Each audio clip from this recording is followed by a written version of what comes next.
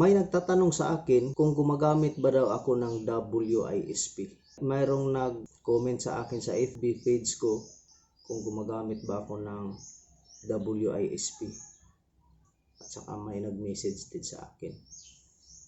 Pero hindi ko pa nasagot yung mga tanong nila. So ngayon guys, ipapaliwanag ko sa inyo kung paano tayo gumamit ng router. Ito yung gagamitin na router natin, tinda. Bali ang configuration natin dito is WISP. So ipapaliwanag ko sa inyo. Yung WISP, ano rin yan, parang repeater. Bago tayo mag-umpisa, nagpa-shoutout si iPix Coins Mining at saka si Noel Carabal Akatambok Tik from Bukidnon. Binabati ko po kayo, sir. Si Kapiso TV. Magandang araw po sa inyo, Sir Kapiso TV. At binabati ko si Sir Rani Baliga from Pamplona. Kumusta na po kayo dyan, sir? So ngayon, umpisahan na natin itong i-unbox tong router na ito. So i-unbox natin. Tapos, isi-set natin ito into WISP.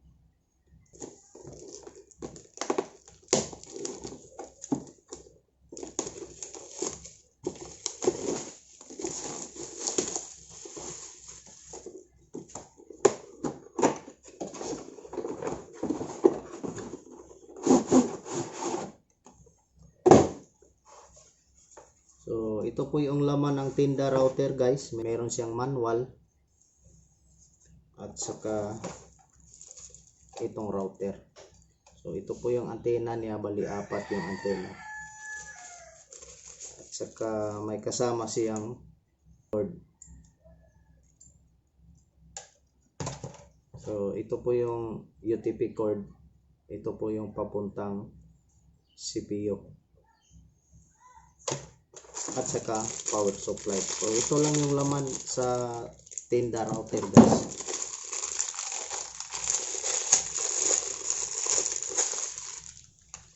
So ngayon, itong tinda router, bali yung gagamitin natin dito is 3 po yung gagamitin natin. So iset natin ito into WISP. Ano ba talaga yung WISP? So, ito po yun, guys. Ang WISP, halimbawa, pag mayroon kang isang modem or wifi, ito yung gagawin ninyo, guys. So, yung router ninyo is iset ninyo ito into WISP. Halimbawa, yung router mo, yung wifi mo is isa lang. At saka pag pumasok ka sa kabilang kwarto, mahina yung signal mo doon sa kwarto. So ito yung gagamitin niyo, guys. So i-configure lang po ito into WISP. So ito namang isang router, pag doon sa sala mahina na rin yung signal, ito na rin yung gagamitin niyo. Parang repeater lang po ito ang configuration sa WISP. Buksan muna natin itong router. So ipapakita ko sa inyo, papaganahin natin itong 3.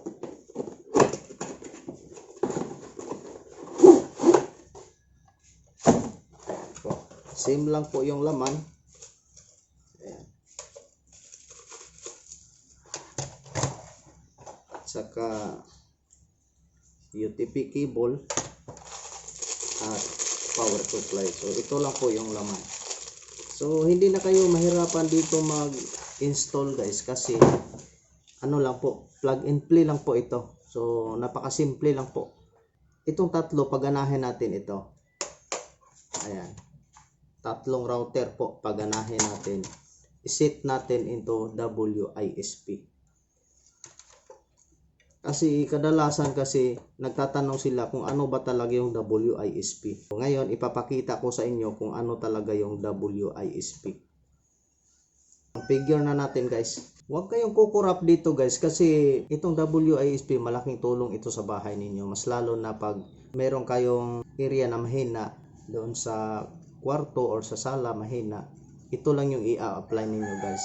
So ang gagawin ninyo dito, bibili lang kayo ng router. Ito lang gagawin ninyo, i-configure lang ninyo into WISP. So depende na sa inyo kasi meron ding gumagamit ng extender o kaya repeater. So meron ding gumagamit. Kaya lang kung ikumpara natin yung presyo ng extender, mas mahal yun. Itong router, mura lang kasi itong router guys. So dito tayo, i-recommend natin yung mas ma-afford natin. Ito lang po yung gagawin natin guys. I-plug lang natin ito sa 220, tsaka i-plug natin dito sa router. So ito yung power supply. So ito yung gagawin natin. I-plug lang natin dito. Ganyan. At saka i-plug natin doon sa 220. Pag na-plug na yan, so makikita ninyo dito umiilaw. Tsaka lagyan natin ang cord. So ito yung cord na ilagay natin. Dito natin ilagay sa LAN 1 or LAN 2 or LAN 3. So depende na sa inyo guys kung saan nyo ito ilagay sa ports nito. So bali tatlo yung ports. Itong pang-apat na ports, ito yung ano po sa internet, yung lalagyan natin ng internet. So dito tayo sa LAN. So rekta na natin ito sa LAN at saka ilagay na natin dito sa CPU.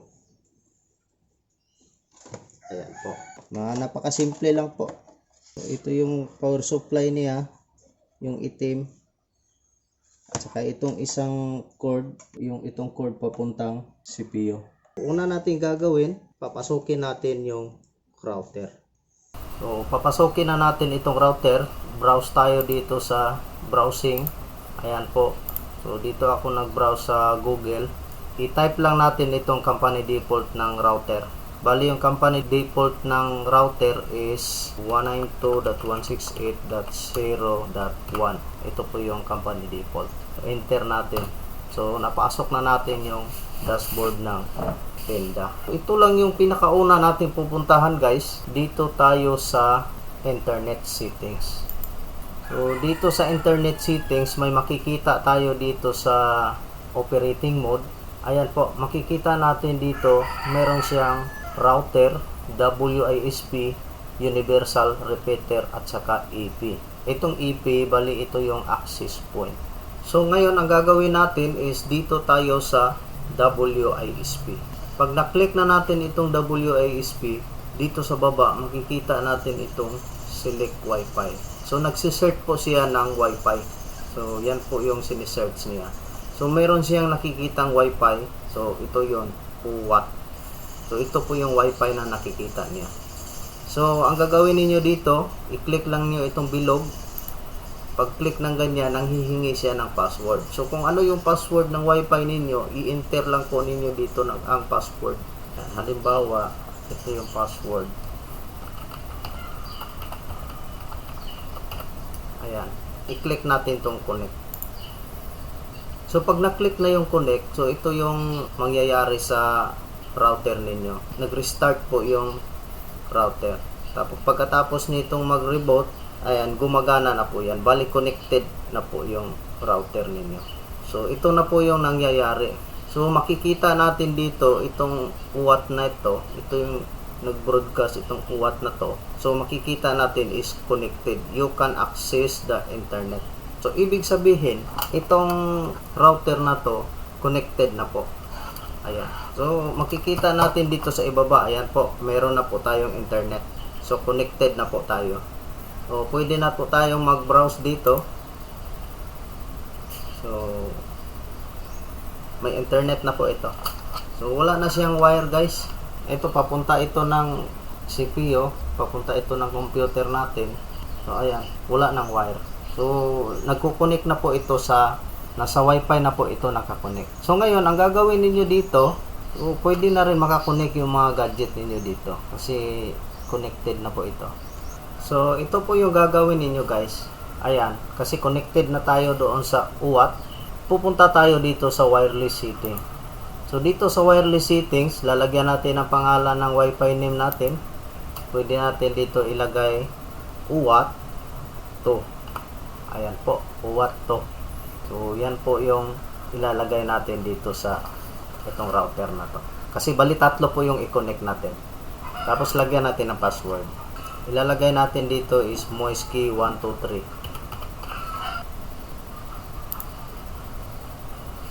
So ayan na po. So save successful na po. So bali itong wifi natin, so nakapangalan na po ito sa UWAT2 kasi yung kinokonikan dito is UWAT lang. Pangalanan natin ng UWAT2. So depende na sa inyo kung anong ilagay ninyo ng password dito sa wifi na to. At saka dito sa pangalawa, pangalanan natin itong UWAT3 at saka itong pangatlo UWAT4.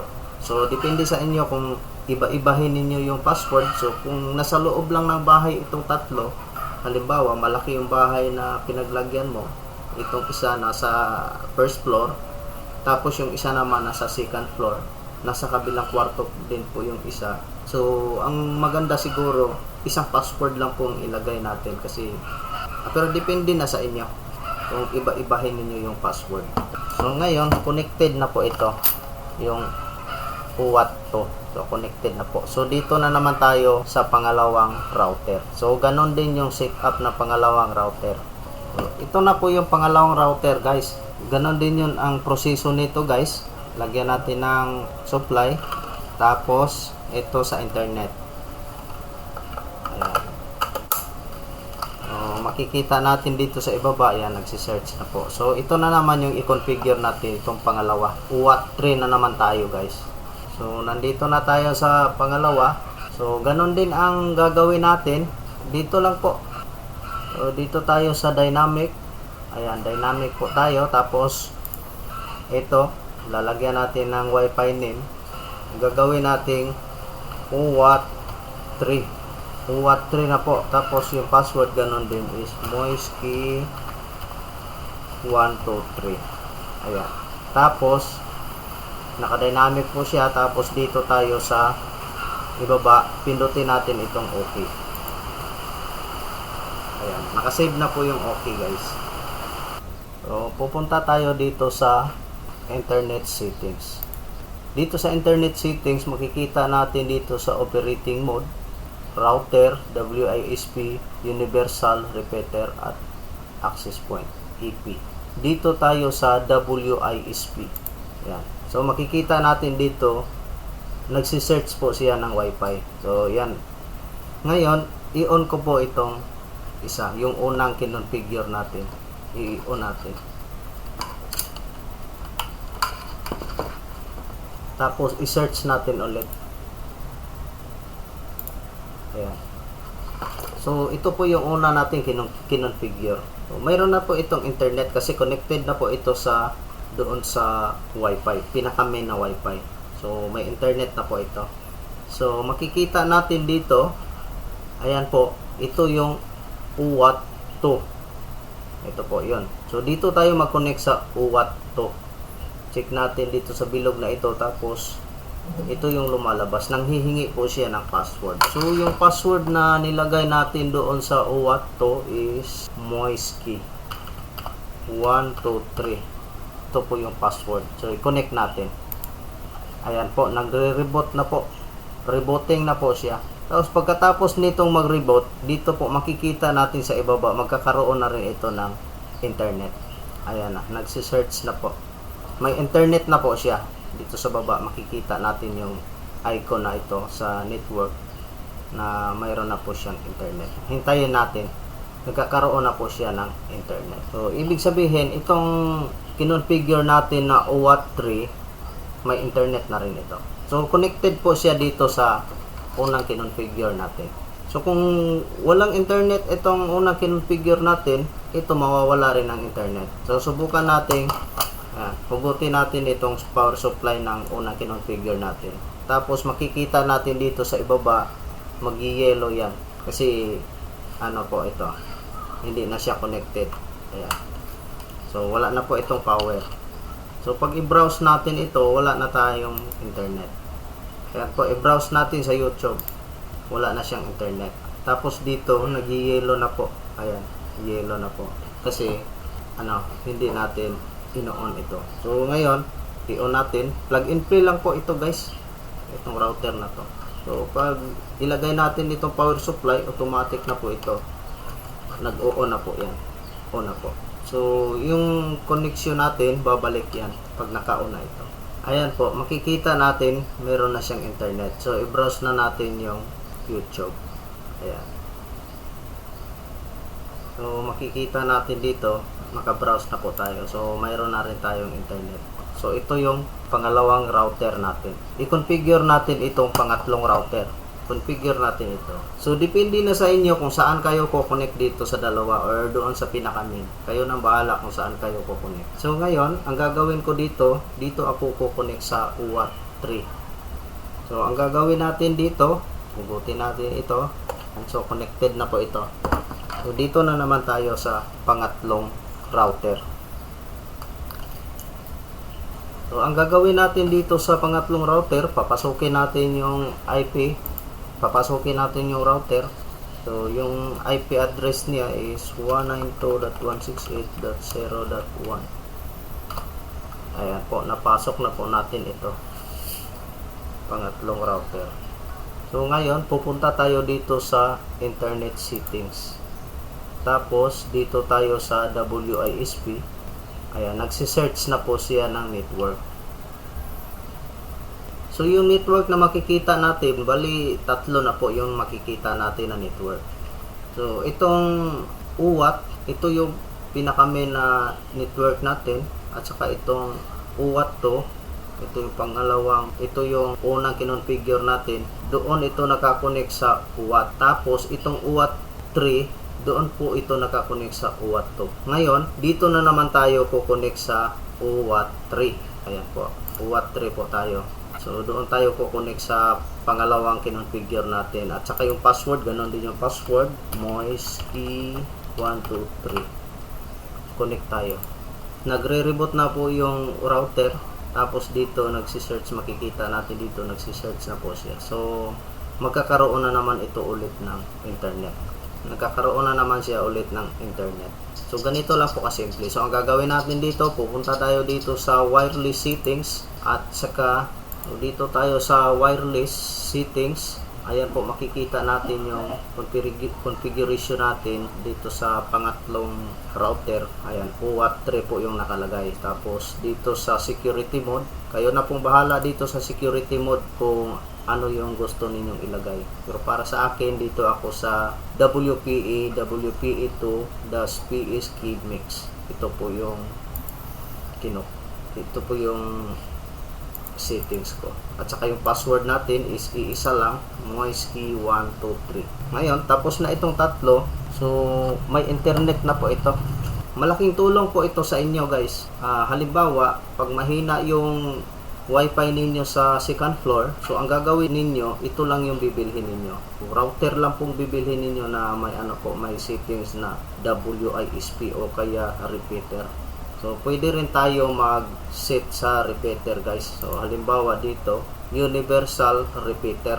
So, subukan natin dito sa universal repeater kung ano po yung makikita natin. So, dito tayo sa universal repeater, ganito rin po yung mangyari. So, parehas lang po yung universal repeater at saka WISP. So, parehas lang po. Nagsisearch po siya ng wifi, tapos, depende na sa inyo kung nagsisearch siya ng wifi, tapos pag na-connect na natin, magkakaroon na rin ng internet yung router ninyo. So, ganito. Wala nang wire. No need to use PoE wire. So, ang ito lang po. Ito lang yung gagawin ninyo. Ito lang power supply at saka i-plug. Halimbawa, dadalhin ninyo ito sa second floor. I-plug ninyo doon. Bali, pag doon na kayo sa second floor, malakas pa rin yung signal ninyo kasi nakaset na po ito sa WISP. So, hindi na kailangan na gumamit kayo ng wire sa internet. Hindi na kailangan. So, ganito lang po. I-plug lang po ito. Dadalhin niyo ito kung saan mahina. Ito lang po. Dadalhin niyo ito doon sa malapit sa outlet. Doon kayo mag-connect. Malakas na rin yung signal niyo. So, ito po yung configuration natin sa router WISP. Mostly po sa nagtatanong sa akin, mayroong nagtitext sa akin, hindi ko pa nasagot yung WISP kasi sabi nila, boss, gumagamit ka ba ng WISP? Hindi ko pa nasagot. So, ito na po yung sagot ninyo, guys. Mahina yung signal ninyo doon sa kung saan yung banda. Halimbawa, mahina yung signal sa sala. So ito lang, bibili kayo ng router o kaya extender. Pero para sa akin, ganito lang po yung ginagamit ko guys, kasi mas mura itong router kaysa extender o yung repeater. Mahal yun. Dito pwede ka makabili ng mura. Bali ang masasaga po dito guys, hanggang up to 50 meters. Kung wala lang makaharang dito, hanggang 50 meters pwede siyang makasagap. So halimbawa, ito tips ko na rin sa inyo, halimbawa pag malakas yung signal niyo sa bahay ninyo, tapos gusto ninyong makishare sa kapitbahay, so ito lang yung gagawin ninyo guys, bibili kayo ng router, iset ninyo sa ISP. So pwede nyo kabitan yung kapitbahay ninyo, basta wala lang nakaharang, umaabot po ito. So makashare na kayo, depende na sa inyo kung makibayad ba sila sa connection, depende na sa inyo. So tip na po ito, kasi meron kasi karamihan sa atin na sobra pwede natin i-share sa iba kung sino yung nangangailangan ng internet. So pwede natin i-share, tapos yung bayad makishare na rin sila sa bayad. Medyo mababa na rin yung monthly mo, kasi halimbawa pag pinapagamit mo yung 3 bahay o 4 na bahay yung pinapagamit mo, gamit dito sa router, gagamitan mo ng WISP, so minus gastos na rin sa monthly ninyo. Titingnan natin sa cellphone kung okay ba ito. I-browse natin sa cellphone. So ito na po yung makikita natin guys na wifi. So ito yung kinonfigure natin. Bale yung main natin is UAT. Yung pangalawa nating wifi is UAT 1 at saka UAT 2 at UAT 3. So subukan natin connect dito sa UAT 1. So yung password niya is moiskey123. So connected na po tayo dito sa UAT 1. So subukan natin kung mayroon siyang connection. So yan na po, connected na po siya. So kung pupunta tayo dito sa UAT 2, subukan natin pumunta sa UAT 2 kung mayroon ba siyang connection. So nanghihingi siya ng password. Yung password is moiskey123. UAT 2, connected na po tayo sa UAT 2. So subukan natin kung mayroong connection.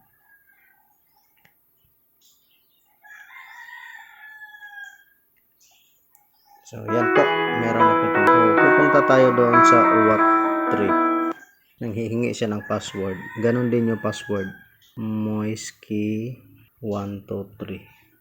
Connected na po tayo sa UAT 3. So titingnan natin kung mayroon siyang connection. Ayan po.